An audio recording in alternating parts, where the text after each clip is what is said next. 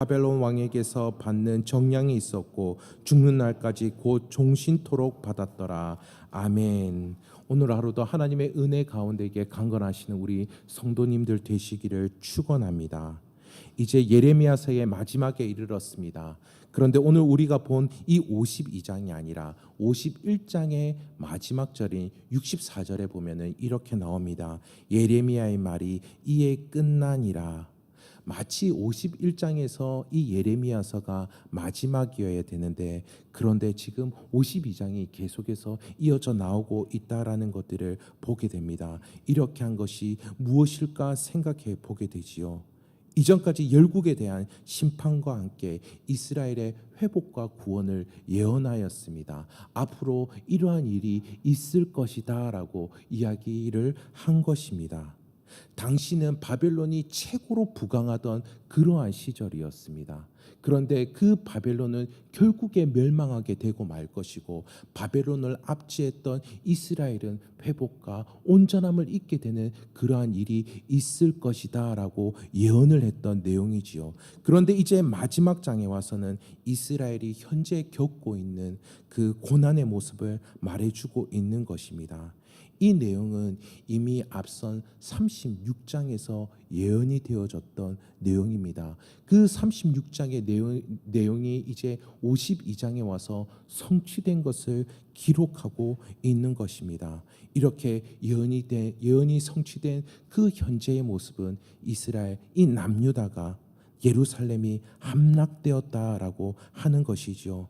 현재의 고난으로 끝을 맺고 있다라는 것들을 보게 됩니다. 이렇게 마무리 짓는 이유는 이것이 유다 백성들이 현재 처해 있는 모습이기 때문입니다. 그들에게 현실이 어떠한지를 분명하게 각인시키고 있는 것이죠. 하나님을 떠난 그들의 모습이 이렇게 될 것이다라는 그 예언이 확실히 성취되었다라는 것들을 이야기해 주는 것입니다. 그렇게 해서 그들이 경각심을 가지고 살아갈 수 있게 한 것입니다. 그 구체적인 모습을 보도록 하겠습니다. 남유다의 왕 시드기야는 두 가지 잘못을 했다라는 것들을 기록하고 있습니다. 첫 번째는 2절에서 확인할 수 있는 바와 같이 그들은 앞서 선조의 왕들과 마찬가지로 여호와 보시기에 악을 행했다라고 그렇게 이야기하고 있습니다. 과거로부터 내려왔던 죄의 사슬을 끊지를 못하였다라고 하는 것이죠. 또 하나는 선지자 예레미야의 말을 듣지 않은 것입니다. 하나님이 뜻하신 바를 그는 듣지 않았다라는 것입니다. 유다는 바벨론의 통치를 당해야만 했습니다. 그것이 하나님이 뜻하신 바였습니다. 하나님께서 그 방법으로 자신의 백성을 길들이겠다라고 하신 것이지요. 그러나 그 말을 순순하게 듣지 않았던 것입니다. 자신의 방법으로 자신의 나라를, 자신을 그렇게 구원해 보려고 했다라고 하는 것이지요. 이렇게 하여 남유다는 바벨론의 침공을 받게 되고 맙니다. 그 예언이 성취되고 마는 것이지요. 그리고 그때에 시드기야는 자신이 보는 그 앞에서 자신의 아들과 자신의 방백들이 죽임을 당하는 것을 보게 됩니다. 그리고 그 끔찍한 광경을 평생의 기억에서 지우지 못하도록 그 시드기야 왕의 눈을 빼어버리지요. 그렇게 해서 그를 감옥에 갇혀버리며 가두고 맙니다. 이 일들로 인해서 성전과 예루살렘이 모두 다 회파되고 말지요. 또한 유다 백성들이 포로로 끌려가게 되고 맙니다. 백성들이 이전에 성전을 바라보며 여호와의 성전이라, 여호와의 성전이라, 여호와의 성전이라 하였습니다. 그러나 예레미야는 이것이 거짓말이다라고 하였지요. 왜냐하면 그들은 성전에서 온전히 제사를 드리지 않았기 때문입니다. 하나님은 그 모습을 보기에 그곳이 도적의 소굴과 같다라고 이야기를 하였습니다. 마치 예수님 당시에 그 성전에서 여러 물건 파는 자들, 돈거래하는 자들의 모습을 보고 이야기한 것과 마찬가지이죠. 그리고 제사를 드렸음에도 불구하고 하나님의 말씀과는 아무런 상관없이 살았습니다. 그들은 언약의 백성이었는데 언약의 요구에 합당한 삶을 살지 않았던 것이죠. 성전이 있는 것만으로, 언약을 수여받은 것만으로 그들은 그것 가운데에 머물러 있었다라는 것입니다. 합당한 제사를 드리지 않았고 언약이 요구하는 삶을 살지 않았습니다. 그들의 모습은 하나님과 제사와 언약을 철저하게 수단화시켰습니다. 자신들을 위한 수단으로 하나님과 제사와 언약을 삼았던 것이죠. 하나님을 섬기는 신앙생활을 한 것이 아니고 종교적인 모습만으로 자신을 위하여서 그렇게 행했던 것입니다. 그래서 성전과 성읍은 모두 다 회파되고 백성들마저 약속의 땅에서 쫓겨나게 됩니다. 우리 역시 마찬가지일 것입니다. 우리는 때로 이미 우리가 구원을 받았고 앞으로 천국에 확실히 들어가게 될 것이라 생각합니다. 그러면서 이 땅에서 우리가 마땅히 살아야 할 바를 게을리하게 되지요. 이와 같은 모습 가운데에 쉽게 여러 가지 신앙의 활동들이 형식화되는 그와 같은 경우들을 보게 됩니다. 형식화될 때 그때부터 하나님으로부터 오는 그 생명력을 공급받지 못하지요. 종교의식만을 수행하는 메마른 종교 생활을 하게 됩니다. 우리가 주님의 은혜를 받았고 그 은혜 가운데에 살아갈 수 있음에도 불구하고 이렇게 지낸다면 참으로 안타까운 일이 되겠지요.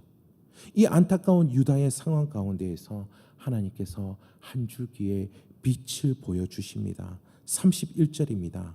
유다왕 요아긴이 사로잡혀간 지 37년 곧 바벨론의 에윈 무로다 왕의 즉위 원년 10주째 달 15째 날 그가 유다의 요아긴의 왕을 머리를 들어주었고 감옥에서 풀어주었더라. 바벨론 왕이 유다의 요아긴의 왕의 머리를 들어주었다라고 합니다. 그의 지위를 회복시켜 주었다라고 하는 것입니다. 그리고 포로로 끌려갔던 백성들은 바벨론 땅에 하나님께서 남겨두셨습니다. 그리고 모든 성전 기물도 바벨론에 머물러 있다가 다시 예루살렘에 돌아갔을 때에 제사를 드릴 수 있도록 기약하게 해 주셨습니다. 어찌 보면은 그들이 포로로 끌려갔고 그들의 성전 기물들이 모두 바벨론으로 가게 된 것은 그들에게 있어서는 참으로 수치스러운 것이었을 것입니다. 그러나 그들이 예루살렘에서 그 죄악된 모습 가운데에 형식화된 모습 가운데에 의식화된 모습 가운데에 그들이 그대로 머물러 있었다라고 한다라면은 그들은 그것 가운데에서 멸망당하고 말았을 것입니다. 하나님의 철저한 심판을 당하고 말았을 것입니다.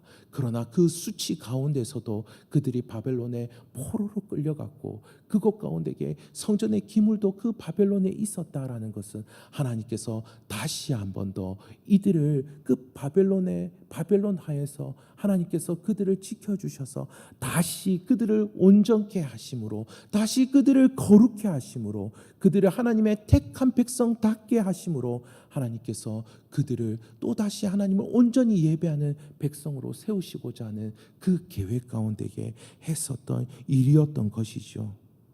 이와 같은 일들이 어떻게 해서 일어났었던 것일까요?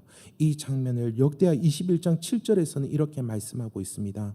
여호와께서 다윗의 집을 멸하기를 즐겨하지 아니하셨음은 이전에 다윗과 더불어 언약을 세우시고 또 다윗과 그의 자손에게 항상 등불을 주셨다고 말씀하셨음이더라라고 합니다. 언약의 형식과 종교화시켰던 유다였습니다. 그들은 언약의 요구를 따르지 않았습니다. 그러나 하나님께서는 어떻게 하신다고요? 그 언약을 지키십니다. 자신의 의로우심을 보여주십니다. 이스라엘과 유다 그들의 모습은 철저히 불의하였습니다. 그러나 그 결과는 그들의 멸망이었습니다. 하지만 이렇게 된 것이 하나님의 의를 드러나게 한 것이죠. 로마서 3장 25절에서 말씀하고 있습니다. 그러나 우리 불의가 하나님의 의를 드러나게 하면 무슨 말 하리요? 인간의 의로는 구원할 수가 없다라고 하는 것입니다. 오직 하나님의 의만을 기대할 수밖에 없다라고 하는 것입니다. 이것이 구약 성경을 통해서 볼 수 있는 이스라엘의 모습이었습니다. 우리 역시 그 모습에서 벗어날 수가 없지요. 우리의 현실을 돌아보았으면 합니다. 우리의 현실 역시 마찬가지로 하나님이 없다면 참으로 비참할 것입니다. 하나님의 신실한 손길이 없다면, 하나님의 도우심이 없다면, 하나님의 의로우심이 없다면, 하나님의 언약을 하나님께서 지켜주시지 않는다라고 한다면 우리에게 그 어떤 소망도 발견할 수 없을 것입니다. 주 안에서 사랑하는 성도 여러분, 하나님께서 우리의 머리를 들어주십니다. 하나님께서 우리를 회복해 하실 것입니다. 하나님께서 우리를 성도다운 모습으로 그렇게 세우실 것입니다. 그렇게 하나님께서 함께 하시고 하나님께서 도우십니다. 그리하기에 하나님께 소망을 두며 우리의 현실을 굳세게 이겨나가는 저와 우리 모든 성도님들 되시기를 주님의 이름으로 축원합니다. 기도하시겠습니다. 사랑과 은혜가 많으신 하나님, 우리의 현실